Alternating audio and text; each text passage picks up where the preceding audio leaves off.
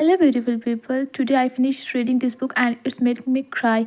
तो बोलती हूँ जितने भी बुक लवर्स हैं, अगर बुक लवर नहीं भी हो ना तो ये बुक बहुत ज़रूर से पढ़ो। बहुत अच्छी बुक है, बहुत इमोशनल बुक है।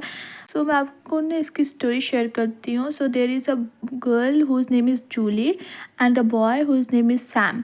तो ये स्टोरी दोनों के बीच की है। तो ये दोनों क्लासमेट्स रहते हैं और मतलब एक दूसरे के साथ ये लोग अपनी बेंच शेयर करते हैं, एक साथ बैठते हैं उठते हैं, तो जिसकी वजह से एक साथ रहते रहते ये लोग का जो बॉन्ड होता है बहुत अच्छा बन जाता है। फिर कुछ दिन बाद ये लोग रिलेशनशिप में आ जाते हैं। तो फिर रिलेशनशिप में आने के बाद ना सैम इसको एक बुकलेट गिफ्ट किया होता है।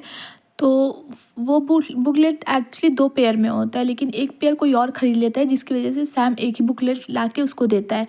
तो फिर उसके बाद सब चीज़ें अच्छी चल रही होती। ये लोग अपना फ्यूचर भी डिसाइड किए होते हैं कि इन फ्यूचर ये लोग दूसरी सिटी सेटल हो जाएंगे, वहाँ पे जाके पार्ट टाइम जॉब करेंगे, एक अपार्टमेंट एक दूसरे के साथ शेयर करेंगे, हमेशा साथ में रहेंगे। और फ्यूचर में जो जूली होती है वो एक अच्छी राइटर बनना चाहती है, जबकि सैम एक म्यूजिशियन बनना चाहता है, जिसकी वजह से वो जूली जो होती है वो बहुत सी स्क्रिप्ट लिखने में सैम की बहुत हेल्प करती है।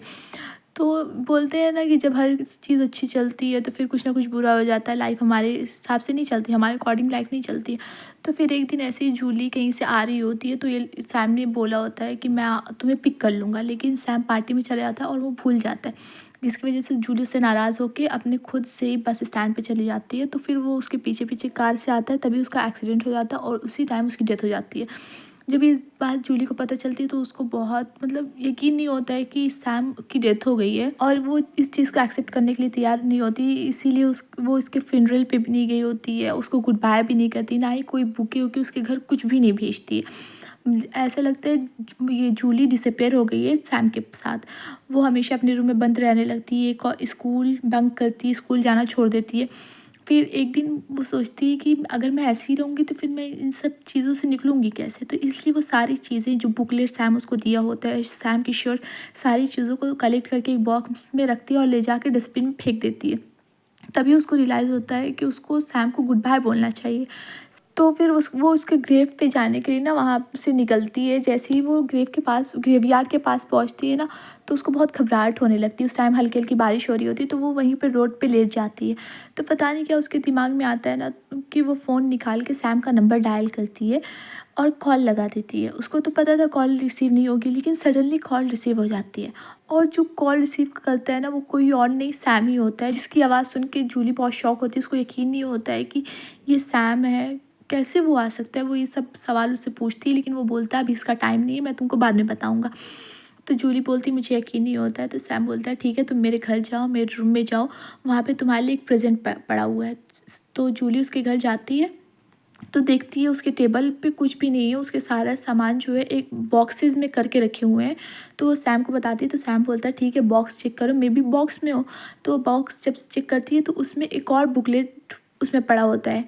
तो वो बोलती है ये बुकलेट तुमको कैसे मिला। तो वो बोलता है कि वो मैंने तुम्हारे लिए ख़रीद लिया था। तो फिर उसको रियलाइज़ होता है कि उसको ये बुकलेट जो वो सुबह सुबह गार्बेज में फेंक के आई, डस्टबिन में फेंक के आई, उसको नहीं फेंकना चाहिए। इस चीज़ से उसको बहुत दुख होता है और वो वहीं पे सो जाती है। जब वो सुबह उठती है तो फिर उसको रियलाइज़ होता है कि नहीं ये कोई स्टोरी नहीं थी, ये मेरी कोई इमेजिनरी थॉट नहीं था, वो सच में सैम से बात की होती है, क्योंकि वो सैम के रूम में होती है। फिर वो वापस घर जाती है, फिर वो वापस अपनी डेली रूटीन में आ जाती है, डेली स्कूल जाने लगती है, सब कुछ उसका सही चलने लगता है। फिर उसके बाद स्कूल से आने के बाद वो अपनी हर चीज़ सैम के साथ शेयर कर रही होती है, और सैम ने उसको मना भी किया होता है कि अगर तुम हमारे कॉल्स के बारे में किसी और को बताओगी, किसी थर्ड पर्सन के बताओगी, तो हमारा कनेक्शन वीक हो जाएगा और हम बात नहीं कर पाएंगे, जिसकी वजह से वो इस बात को किसी से शेयर नहीं करती है। फिर कुछ दिन बाद ये लोग का कनेक्शन जो होता है वो धीरे धीरे वीक होने लगता है। कॉल जो पहले एक एक घंटे दो दो घंटे की रहती है, वो कम होके मतलब 3-4 मिनट 1-2 मिनट ऐसे हो जाती है। और जब भी कॉल डे वन से जब से इसकी सैम से बात होती है तो वो एक क्वेश्चन सैम से ज़रूर पूछती थी कि तुम मुझे सेकंड चांस क्यों दिए हो, तुम सिर्फ मुझे से क्यों बात करते हो। तो बोलता है कि ये सब का आंसर मैं तुम्हें बाद में दूंगा। फिर जब ऐसे ही सब चीज़ नॉर्मल चलने लगती है हर चीज़, फिर उसके बाद ये लोग के पास बस एक लास्ट कॉल रह जाती है, जिसमें जूली को हर हाल में गुड बाय बोलना था। और उसी दिन जूली का ग्रेजुएशन डे भी था।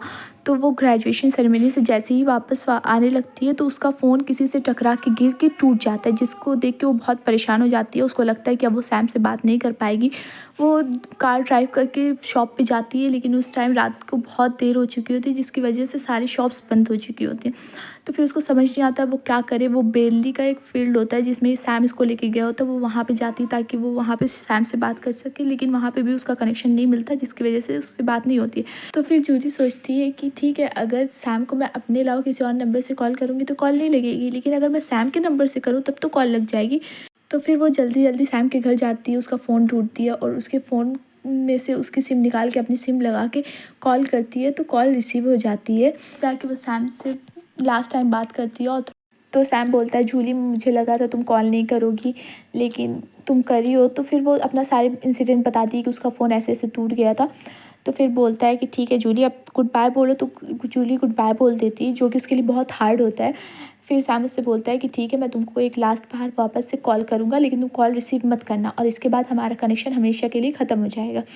फिर वापस से जब वो कॉल करता है तो फिर जूली बहुत, मतलब होता है ना कि उसको बहुत मन होता है फ़ोन उठाने का, लेकिन वो कॉल नहीं उठाती है, क्योंकि उसको भी सैम को जाने देना था। वो सैम को ज़्यादा परेशान नहीं करना चाहती थी।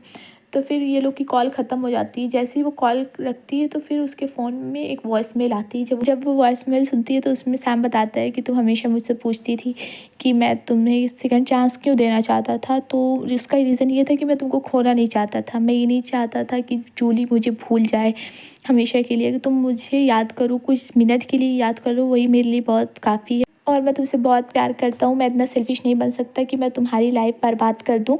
तो इसलिए मैं तुम्हें जाने दे रहा हूँ। और क्या नाम है, तुम मुझे भूल मत जाना, तुम हमेशा मेरे साथ रहना, और तुम अपनी लाइफ में बहुत से प्यार डिज़र्व करती हो। तो यहाँ पे स्टोरी ख़त्म हो जाती है, जो कि बहुत इमोशनल स्टोरी थी। और इसमें एक चीज़ जो मेरे को नहीं समझ में आई कि लास्ट में उनको ये बताना चाहिए था कि जूली के साथ क्या इंसिडेंट हुआ था जिसकी वजह से वो कॉल रिसीव कर पा रही थी सैम की, वरना रियल लाइफ में तो ऐसा कुछ नहीं होता है। तो एक चीज़ इसमें ये ऐड ऑन करनी चाहिए थी जो उन लोगों ने नहीं की है।